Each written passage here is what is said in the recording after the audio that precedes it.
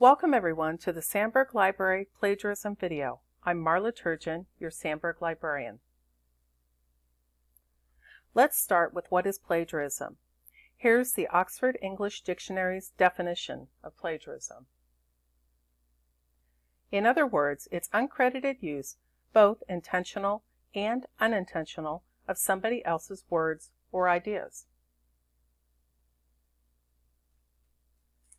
Is it plagiarism if I borrow someone's ideas or if I use their actual words?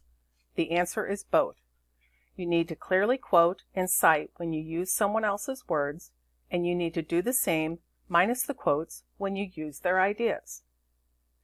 Understand that adding to the world of scholarship is about building on others' previous work, and you need to respect that work by not only citing their words, but also their ideas.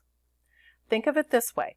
If a fact or idea you bring up in your paper turns out to be inaccurate, a citation can either help you make your argument or, at the very least, show your diligence. So, what does plagiarism look like? First, this includes buying papers, finding papers on the internet, or using a friend's work. Your instructor may use a plagiarism detection service called Turnitin. This service is going to find out if you've copied someone else's work. When you've been caught plagiarizing, it can result in a failure for the course and disciplinary action from the college. Second, you must use in-text citations along with the complete citation on your works cited page. And yes, if you don't cite previous work that you have personally authored, it is considered self-plagiarism. The reason for this is, if you don't acknowledge that it's from past work, the reader believes it is a new and original idea. It is not ethical and is considered academic fraud. If you have information from a previous paper and you'd like to reuse it, ask your instructor about it. Third, you cannot change a few words or the arrangement of words in someone else's work and turn it in as your own. This is where learning to paraphrase comes in. Last, keep track of all sources you use as you do your research and when writing the paper, so you don't accidentally reuse someone else's words and forget where that information came from. Now that you know what plagiarism is, let's concentrate on how not to do it by learning to create in-text citations correctly. So, what are quotations and when should I use them? Quotations are the exact words of an author copied directly from a source, and the quotation marks go around the phrase that you're quoting. But don't use too many quotes in your paper. They should only be used to make a specific point. Paraphrasing is a restatement in your own words of someone else's ideas to back up your opinions. Changing a few words of the original statement or stitching together numerous phrases from other authors is not paraphrasing. You need to change both the words and the sentence structure without changing the meaning. Here's some steps to help you with paraphrasing. Read and reread the section until you fully understand the meaning. Now that you understand the meaning, try a quick rewrite. Make sure that your version fits with your message. Use quotation marks around unique terms or phrases that you're using, and then record the source so you don't forget about it later. So don't think of paraphrasing and citing as making your work seem less original. It's a misconception to believe that you're relying too much on other sources. It's actually to your advantage to use quality sources to back up your ideas. Good paraphrasing makes the ideas of the source fit well into your paper, and citing sources helps your reader distinguish your ideas from those of the sources. Just make sure you're not copying someone else's thoughts, but adding to yours as well. Many students find themselves accidentally plagiarizing when they don't use in-text citations correctly. Whenever you use a quotation or paraphrase information from another work in your paper, it's essential that you use in-text citations. This is done by putting your citation in parentheses. I'll show you how in a moment. There are two styles of citations that I'm going to show you here. The first is MLA and the second is APA. MLA is mostly used for humanities, whereas APA is used for the social sciences such as psychology, sociology, education, and the health fields. Check the syllabus or directions for your project, or ask your instructor which style they prefer. There is a difference between MLA and APA formatting for in-text citing. MLA uses an author page number system, and APA uses an author date system. On the next few slides, I'm going to show you the basics, but remember there are additional rules for both styles. You'll need to go to a style manual, the library's LibGuides, or the Purdue OWL for assistance. Let's look at MLA first. MLA in-text citations include the last name of the author, followed by the page number enclosed in parentheses. Notice in the first example, there's not a comma between the name and the page number. In the example with two authors, use an and between author names, and again, there's no comma. In the example with three or more authors, use et al., which is the Latin abbreviation meaning and others.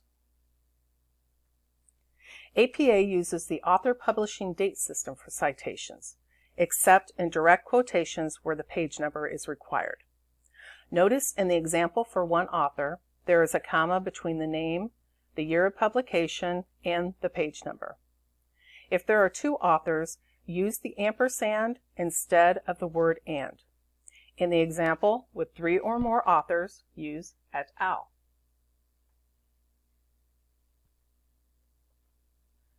This slide has examples of how quotations appear when you in-text cite using MLA style. When you have more than one author, then follow the rules found on the previous slides.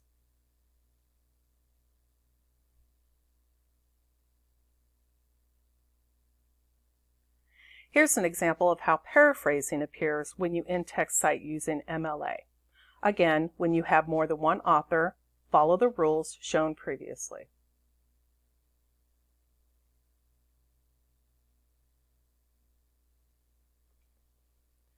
This slide has examples of how quotations appear when you in-text cite using APA style.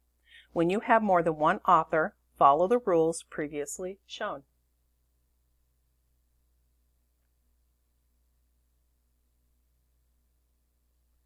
And here's an example of how paraphrasing appears when you in-text cite using APA.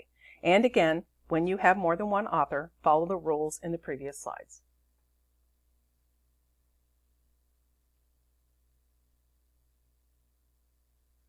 So a signal phrase is a short phrase that introduces a quote or paraphrase.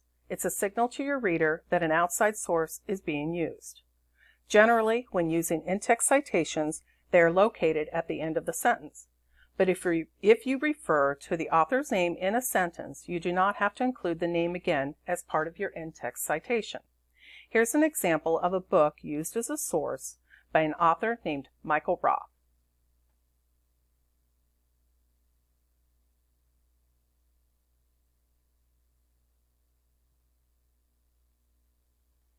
It's the same with APA, except you will need to include the year of publication in parentheses after the author's name.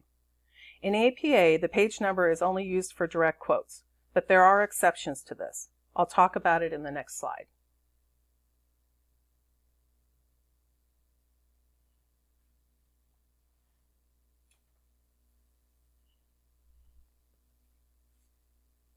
Some online sources will not have page numbers. In this case, simply use the author's name in parentheses, or, as in the case of APA, also use the publication year. For example, if an article from one of the library's databases does not show a clear page number on your screen, then don't use it in your in-text citation.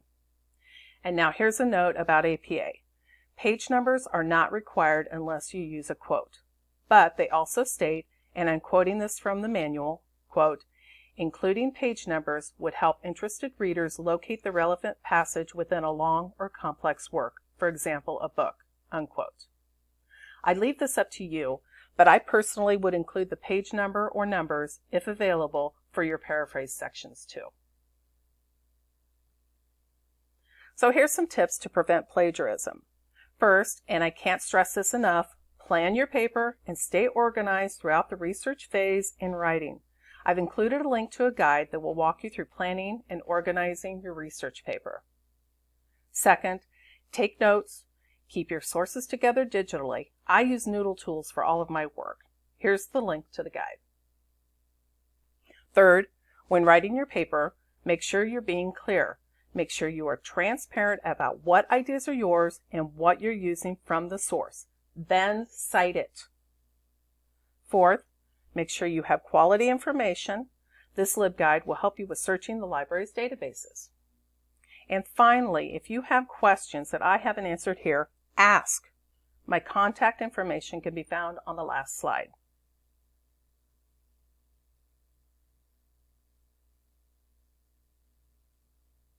So this is the end of the presentation. Thanks for watching, and feel free to reach out for any assistance you may need.